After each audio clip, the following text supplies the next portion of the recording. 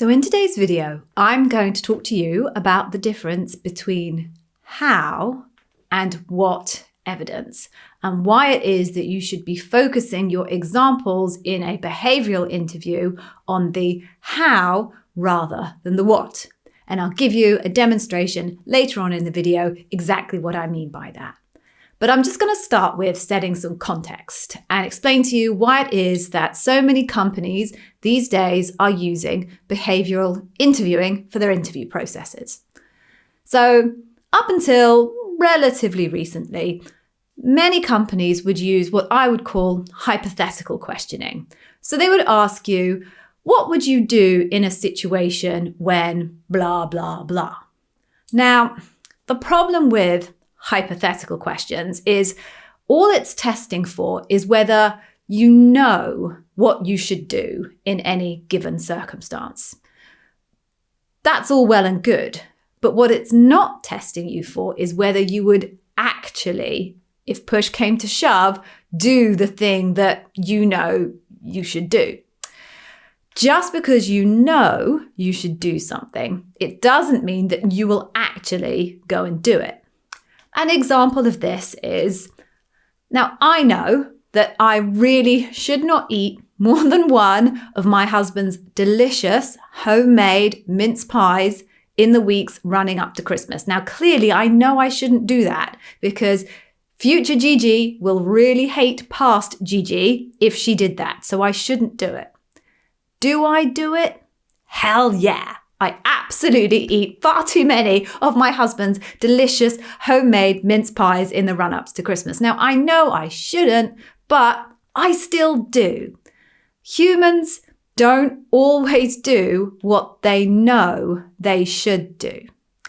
And behavioral interviewing is effectively built on the premise that if you've done something in the past, you are more likely to do it in the future.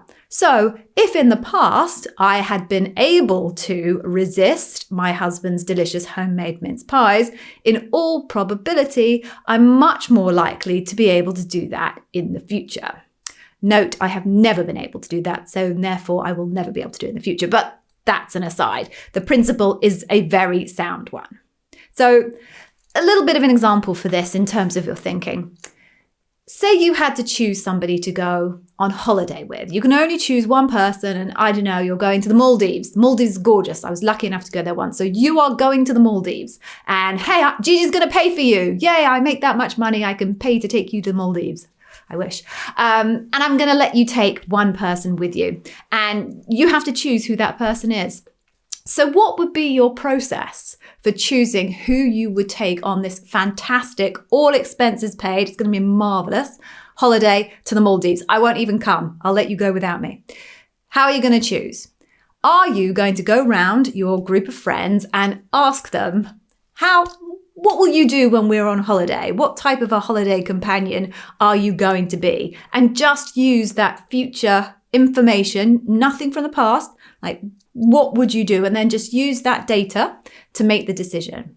Or would you sit there and have a really good think about your friendship circle and your experiences of them in the past? You know, parties that you've been to, places that you've been to, birthdays they've remembered, wild nights where they've held your hair up when you were sick in the toilet, whatever it is.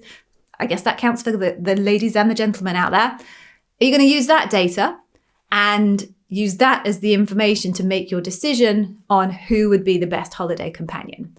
I can guarantee you will all bring the evidence from the past, from your experiences of the past with that individual, how they've behaved with you and maybe how they've behaved with other friends and associates, and use that data to make your decision as to who you'd bring on a holiday, because people's behavior in the past is absolutely clearly indicative of their behavior in the future. And this is a fundamental truism of human behavior. It's a very, very well-known marketing concept. Once somebody does something once, the more likely they become to do it. And the more times that they do it, the more exponentially likely they are to do it. Very common marketing kind of principle there. These companies are employing that same theory that if someone has done something in the past, they are disproportionately likely to do it in the future. So how does this connect to the what and the how that I was describing to you earlier?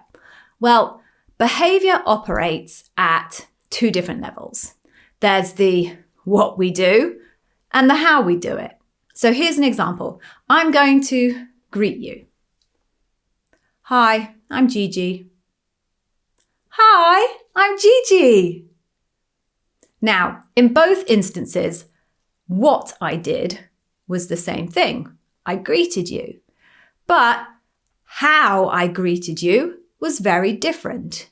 If you were to draw conclusions about Gigi based on how I greeted you, the what, you would come to some pretty different conclusions based on the first or the second of my greetings. To understand how someone is going to operate in your organization, it is that how data that you're seeking. You want to know how are they going to undertake the what it is that they're doing. Now, I've heard other coaches talk about this concept that I'm describing to you as storytelling. I find that a little bit of an obtuse concept to try and help candidates understand the concept. I find it much more helpful to break it down into this concept of the what you did versus the how you did it. So I'm going to give you a real life example for how this whole thing works. I can't help myself. I keep saying the same word how. I don't know how to avoid it. How? Anyway, moving on. A real life example of this. So when I was interviewing a candidate at Amazon, he was telling me about a scenario where I was asking him about a time where he disagreed with his manager on something. And I wanted to know, how did he deal with the disagreement, etc., etc. Earns trust example, FYI. So he was telling me about the story about a new manager that he had that was new into the organization and new to him at the same time. He'd been in the organization a while. He had some good understanding of the background and the overall business's concept of what that particular organization was all about. And it turns out this new manager in the new business had a completely different vision for what he wanted that business to be. And my candidate knew that this person's vision was wrong. The data didn't support it, and it wasn't the overall concept that the business was heading towards. So I was trying to understand, again, how did he deal with that with his manager?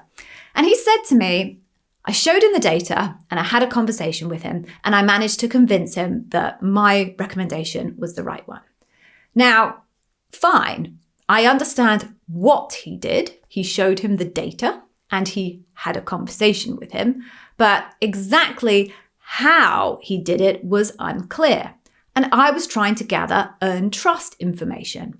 So I then followed up with a bunch of other questions. So questions like, how did you convince him to come and have the actual meeting with you and have the conversation? How did you broach it? Another question I asked him was, how did you actually feed back the fact that you were not aligned when it came to the vision? Another question I asked him is, well, how did you convince him that he should relook at the data? You told me he'd already looked at the data and come to this decision. How did you convince him to pull out that data and review it with you? If we think back to the example that I gave you earlier, the hows that he then went on to describe me could be very, very different. He might have had been very blunt with the man and told him that he was absolutely off track and if he wasn't careful, he was going to get fired. Or he could have told me that he was very sensitive, very thoughtful. He fed back to the gentleman that he thought his concepts were great and interesting, would love to explore them more with him. There are very different hows that he could have executed that, have a conversation and show him the data. And it's in that how explanation that I, as an Amazon interviewer, could see the actual behaviors of earned trust. The Amazon interview process is all about getting to that how. So as you are preparing your stories, your starry stories for your Amazon interview, keep asking yourself the how, to the point where There's no deeper how you can get to.